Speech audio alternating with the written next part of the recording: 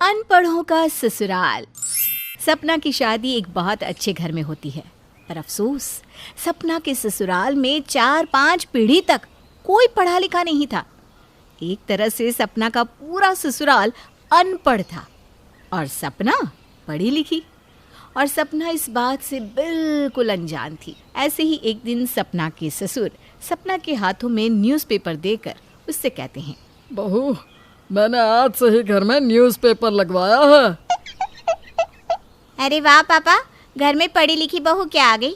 आपने उसके बारे में सोचना भी शुरू कर दिया और न्यूज़पेपर लगवा लिया। अरे गुड़िया बेटा, ये अखबार तो मैंने अपने लिए लगवाया है। मुझे पढ़ना लिखना आता नहीं, पर बहू है ना, मुझे रोज़ सुबह न्यूज़ पढ़कर सुनाएगी। क्या बहू? हाँ हाँ पिताजी, क्यों नहीं। सपना इस बात से अनजान थी कि उसका पूरा ससुराल अनपढ़ है। उसे लगता था कि शायद उसके सास ससुर ही अनपढ़ हैं।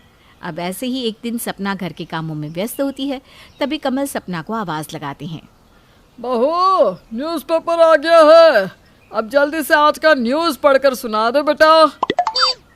गुड़िया, मैं रोटी बना रही हूँ, पिताजी हॉल में मेरा इंतज़ार कर रहे हैं। अब तुम एक काम करो ना, आज पिताजी को तुम न्यूज़पेपर पढ़कर सुना दो। भाभी, अगर मुझे पढ़ना लिखना आता तो पापा आपको थोड़ी ना न्यूज़पेपर पढ़ने के लिए कहते।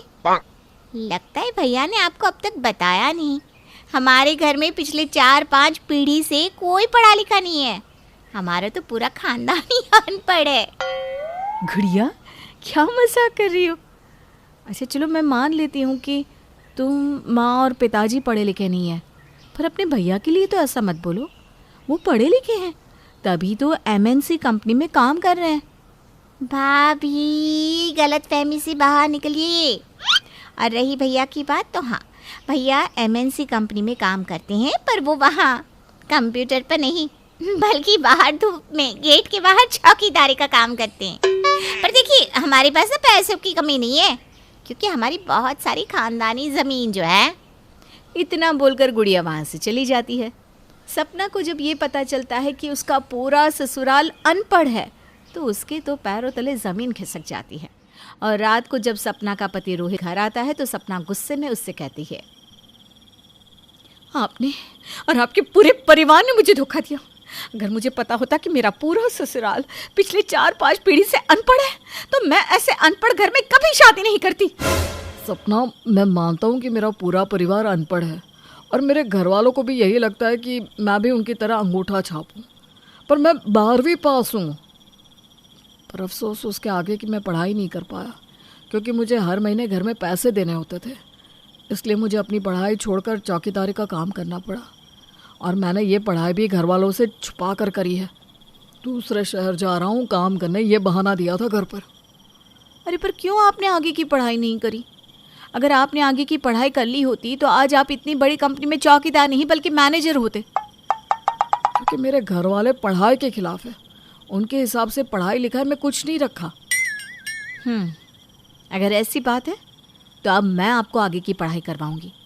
मैं भी देखती हूँ मेरे पति को पढ़ने लिखने से कौन रोकता है। आने वाली पीढ़ी अब अनपढ़ नहीं रहेगी।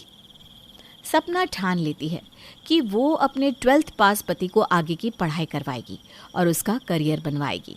इसीलिए अगली ही सुबह जब सब खाने की टेबल पर साथ में बैठे थे, तो सपना इस बारे में अपने ससुराल वालों से बात करती है। मुझे पता चल चुका है कि मेरा पूरा ससुराल अनपढ़ है। मैं नहीं चाहती कि हमारी आने वाली पीढ़ी भी अनपढ़ हो।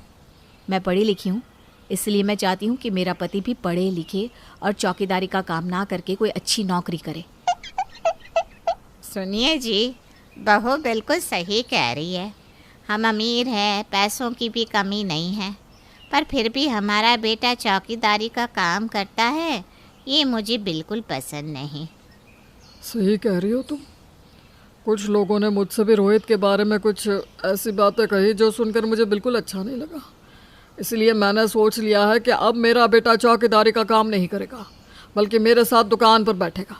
अरे हमारी खुद की इतनी बड़ी दुकान है। अब कैसी बात कर रहे हैं? मैं यहाँ रोहित जी के आगे की पढ़ाई की बात कर रही हूँ, और आप लोग हैं जो उन्हें दुकान पर बिठाना चाहते हैं। भाभी, माँ और पापा सही तो कह रहे हैं। भैया आप पढ़ लिख कर क्या करेंगे? अच्छा यही है कि वो पापा के साथ दुकान पर बैठ जाए। माफ़ करना गुड़िया, पर तुमने खुद ने तो पढ़ाई लिखाई की नहीं, इसलिए तुम्हें नहीं पता कि इंसान का शिक्षित होना कितना ज़रूरी है। मैंने कह दिया ना, रोहित जी पढ़ाई करेंगे तो मतलब पढ़ाई करेंगे। मैं भी देखती हूँ मेरे होते हुए रोहित जी को कौन दुकान पर बिठाता है। बहू, इस घर के मुखिया तुम्हारे ससुर जी हैं, इसलिए इस घर में उन्हीं की चलेगी। रोहित बेटा, कल जाकर ऑफिस में कह देना कि अब तुम चौकीदारी की नौकरी नहीं करोगे, बल्कि अपने पापा के साथ दुकान पर बैठोगे। इतना बोलकर सपना की सास और पूरा परिवार सपना से नाराज़ होकर वहाँ से चला जाता है। क्योंकि रोहित ने भी अपने घर वालों के सामने अपने लिए आवाज़ नहीं उठाई थी, इसलिए सपना को अपने पति पर बहुत गुस्सा आता है। वो रोहित पर भड़कने लगती है। रोहित, ये सब क्या है? मैं आपके लिए घर वालों से लड़ रही हूँ ताकि आप आगे की पढ़ाई कर सको और अपने पैरों पर खड़े हो सको, पर आप हैं जो गूंगे बनकर खड़े थे।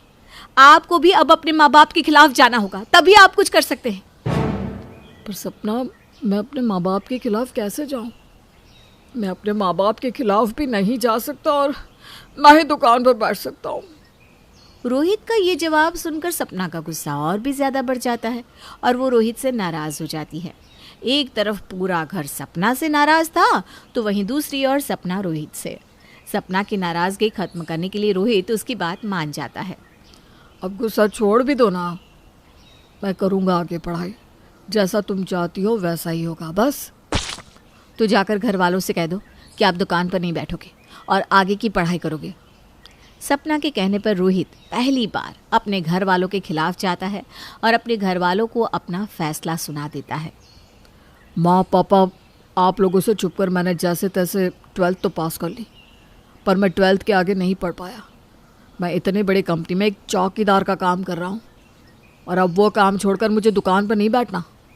मुझे आगे की पढ़ाई पूरी करके अपना करियर बनाना है।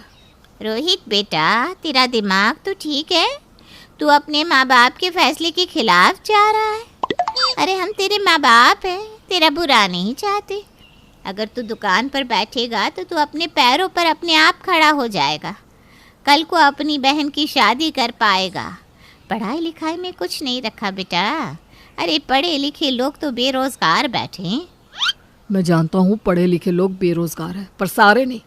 और वैसे भी आप सिर्फ दुकान पर बैठकर कमाई कर रहे हैं, पर पढ़ने लिखने के बाद मैं अपनी इस दुकान को बिजनेस में बदलना चाहता हूँ और आसमान की ऊंचाई तक पहुँचना चाहता हूँ। इसके लिए मेरा पढ़ा लिखा होना ज़रूरी है। अब मान भी जाइए ना, कितना अच्छा लगेगा आप लोगों को भी जब आप गर्व से कहेंगे कि आपके बेटे बहू दोनों पढ़े लिखे हैं। गलती कर दी हमने इस घर में पढ़ी लिखी बहू लाकर, और उससे भी बड़ी गलती हमने अपने बेटे पर विश्वास करके कर दी। अरे हमारे ही नाक के नीचे इसने 12वीं कक्षा तक पढ़ाई कर ली और घर में किसी को पता भी नहीं चला। मुझे यकीन नहीं हो रहा, आज के ज़माने में भी आप लोगों की सोच नहीं बदली, पर मेरी सोच बदल चुकी है। छोड़ दीजिए, हमारे बेटे ने फैसला कर लिया है, अब वो हमारी नहीं सुनेगा। रोहित और सपना की जिद के आगे घर वालों को झुकना पड़ता है और सपना अपने पति की आगे की पढ़ाई पूरी करवाती है। पढ़ाई पूरी होने के बाद रोहित अपनी ही दुकान में बैठकर अपनी छोटी सी दुकान को बड़ी करता है, जहां रोहित अब दुकान में अकेले नहीं होता, बल्कि अपने दुकान में कुछ लोगों को रोजगार देता है। और ये देखकर कमल की सोच भी बदल जाती है।